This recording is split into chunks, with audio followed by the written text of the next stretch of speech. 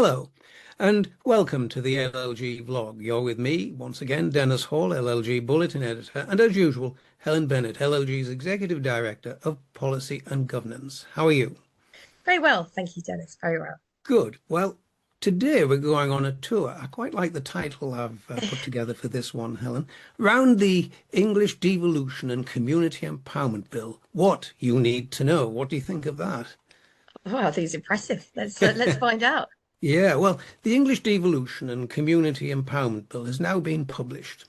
As well as legislating for local government reorganisation and handing new powers to mayors on housing, economic growth, planning and licensing, the bill puts a requirement on local authorities to put in place effective neighbourhood governance, and it will also create a new local audit office. A massive amount of Yep. stuff is in there. Yeah. Now, the bill will deliver further on the government's commitment, they say, to deepen and widen the process of devolution across England, rebalancing, they say, power away from central government so that local leaders have the tools to increase growth and prosperity for local people. Well, mayoral powers to speed up house building and infrastructure. That's going to be standardised and strengthened by the bill. Yeah. Um, it's going to bring a reset to local government as the foundation for devolution and empowerment. And empower, I think, communities to save and take charge of things like local pubs. Very important to the local person. High street shops, of course, which some people, there's a real issue still with high Oh, street yes, indeed. shops. Community facilities, which have dwindled, and help local leaders deliver what the government says is a decade of national renewal built from communities upwards, which appeared in their plan for change. The bill will establish a new form of government in England, as we know, the strategic authority, which includes combined authorities and combined county authorities, Mm. alongside the Greater London Authority. And it will establish a devolution framework in statute, consistent powers, functions, duties, which will apply to future strategic authorities automatically. And it provides a clear route to taking on greater responsibilities over time, which may well occur. Yeah, you've just explained why all of our members need to understand what this bill is Yeah. saying and what it's planning to do. And it'll also deliver important reforms to local government by delivering on the manifesto commitment to overhaul the local audit system, including by establishing the local audit office and to simplify local authority governance, as we mentioned, by abolishing the committee system and preventing new local authority mayors. Now, the bill will also place a duty on local authorities to have effective neighbourhood governance, and we've mentioned this in the accompanying Grapevine podcast. Yeah. And it will establish a new community right to buy. It's all in there. So communities can protect local assets like pubs, as you mentioned, possibly theatres and sports grounds. So, Helen, that's our outline today. But today we will go further and look at the detailed structure of the bill, identify some highlights, and review some commentary on the bill itself. Yeah, let's do that. Um, just on audit, I will just make the comment. Obviously, Mm. I don't think anyone really knows how that's going to play out. And I think there are some criticisms around it, but I think the bottom line is something had to be done about audit. Yeah, So, undoubtedly. There's yeah, the huge backlog that's been mentioned massive. about writing off reports of and accounts and so forth. It's a Yeah, big issue. it is. So, let's see whether this helps to address those. But yes, let's go back. Let's go back in time. So, and it seems ridiculous to say 2024 is back in time, so I keep forgetting it's 2025. But following the King's speech, so that was July 24, and the English Devolution White Paper, and that would have been December 24. We then get July 25, 10th of July, the long-awaited English Devolution and Community Empowerment Bill. It's in the House of Commons. It's awaiting its second reading as we record this. Part one, this relates to strategic authorities in England. That's your combined county and mayors. And then you've got part two, which relates to the functions of the new strategic authorities and mayors, including with respect to the new mayoral power of competence. I like that phrase. It's interesting to me. The areas of competence are transport and local infrastructure, skills and employment support, housing and strategic planning, economic development and regeneration, health improvement, and public safety and extensions of functions. Hmm. So a lot of stuff there, and it's important that Yep. we signpost our members to where to look in the bill for the provisions that they're interested in. Part 3 contains other measures about local government and police and crime commissioners.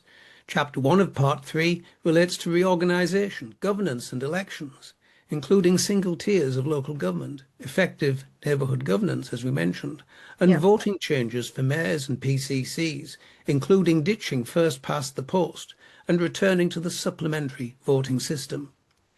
Turning to Chapter 2 of Part 3, this relates to the community right to buy assets of community value and protection of sporting assets. Yeah, there's a lot in here. There Returning is. to local audit. That's part 4. It, as we've mentioned, includes the establishment of local audit office of a local audit office, registration of local audit providers, some new appointment arrangements, lead partners, codes of audit practice, audit consultees, and paving the way for, this is interesting, separation of the local government pension scheme pension accounts. Hmm. And then we move to part 5, and this relates to commercial leases. And part 6 contains final provisions, including as to things like interpretation, regulation, and financial provision. And then there are 31 schedules, and it runs to 339 pages. So it's an ideal read to take on holiday. Then it's on the beach. Well, I'll be quite honest, I won't be taking it, but anyway, that's my personal preference. But let's turn to some highlights, as I said earlier. Rather unusually, the government also has issued, among other things, extensive guidance to the bill, which gives a helpful oversight and explainers behind some of the provisions. The guidance states that the bill includes measures that fall under 3 broad categories: devolution, as we mentioned, describing structures and outlining and expanding powers for mayors and authorities and the routes to devolution.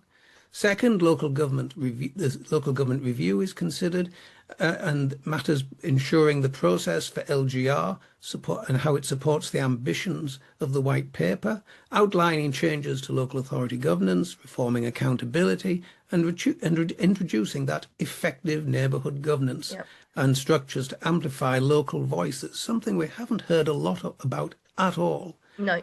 Last and not least, communities are mentioned that talk about giving more power to local communities in the purchase of assets. Again, not something that's been talked about or trailed largely by the government in its white paper. So those are the government's headlines on this. But Yep. having said that, Helen, there are some notable omissions from the bill which were originally mentioned in the white paper. And whilst this is likely to be because these matters will be dealt with in some other way, perhaps in other Yep. legislation, it would have been preferable, don't you think, to have them all under one umbrella. So what's missing? Well, I think it would have been preferable, and certainly because of the what the instability that can occur from the reorganization and devolution. Let's not forget, it's previously people have just had to deal with reorganization in isolation, but people are having to twin tandem this now. It's a huge amount of work. So certainly a significant matter to our sector that's not in there is the revision of the standards regime, which is presently, as everybody knows, set out under the Localism Act. And in particular, the reintroduction of powers to suspend members, which is something that LLG has been supportive of and very vocal about, which would occur upon finding a breach of the applicable code of conduct. And potentially the establishment of an appeals body, which has the power to disqualify. So that's not there. Remote meetings and proxy voting. These are issues which have attracted Surprising. Substantial interest. Lots and lots of input from us and other stakeholders, of course. We had hoped that the government would make some form of announcement this side of parliamentary time before recess. That's not going to happen now. So we really hope the government has suitable proposals waiting in the wings very soon in autumn on those two big issues. Yeah, let's hope so. And I suppose, given that this is also the first iteration of the bill, much can change as the bill Yeah. progresses through Parliament. But we expect separate legislation, I think, to cover those areas that have been omitted from the bill.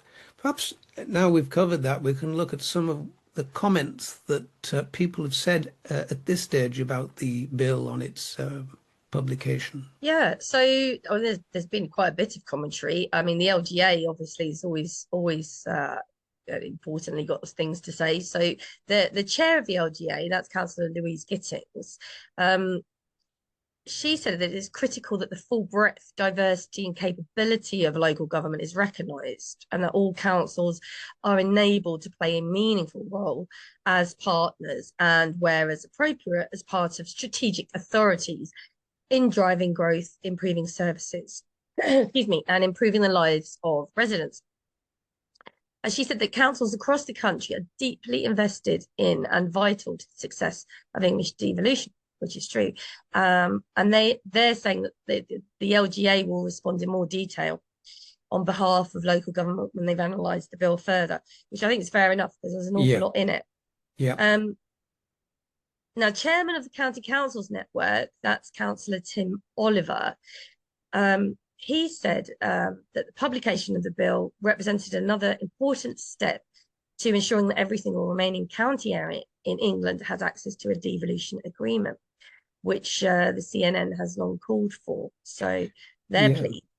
Yeah, and he added, whilst we recognise the government has a clear desire for mayoral strategic authorities, it is nonetheless important that mayors do not diminish the role of councils, and instead both should complement each other and work in partnership to drive growth, build infrastructure and deliver better local services.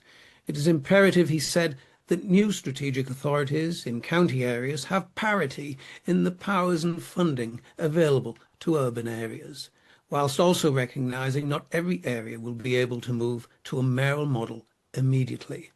And Councillor Oliver also said that CCN plans to scrutinise powers laid out in the bill that would allow ministers to establish strategic authorities without local consent and direct councils to submit local government reorganisation proposals where sufficient progress is not, in the government's opinion, being made.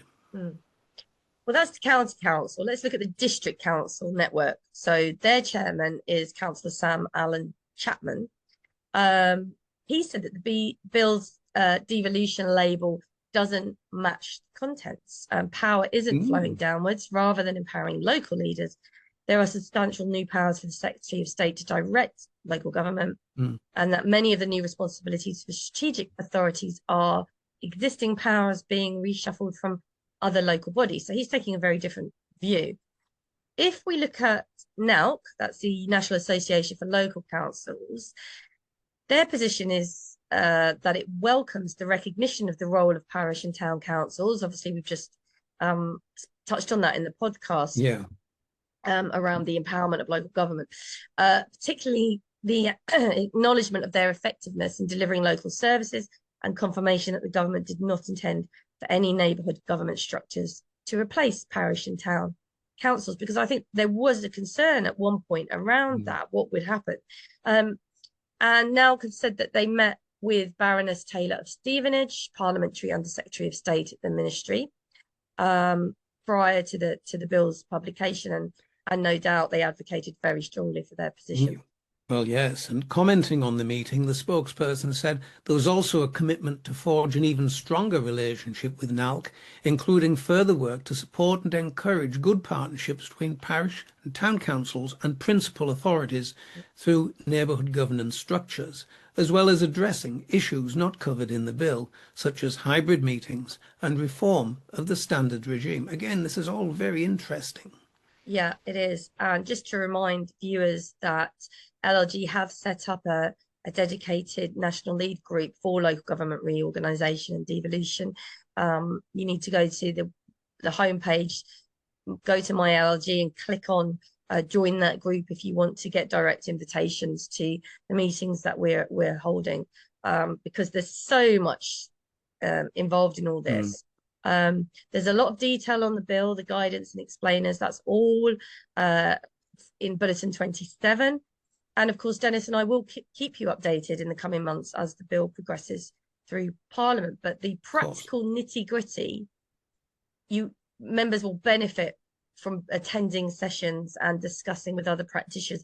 And we've got people who have been through reorganisation on those calls as well, who really understand all the nuances. So as we mentioned in the accompanying Grapevine podcast, Dennis and I are taking a summer break and we'll return again in September. But we will make sure we cover anything that happens in August, because who knows what can happen these days, Dennis? Indeed. It's a pleasure talking to you as always. And with you, and I hope we'll speak again soon. So for now, goodbye. Goodbye.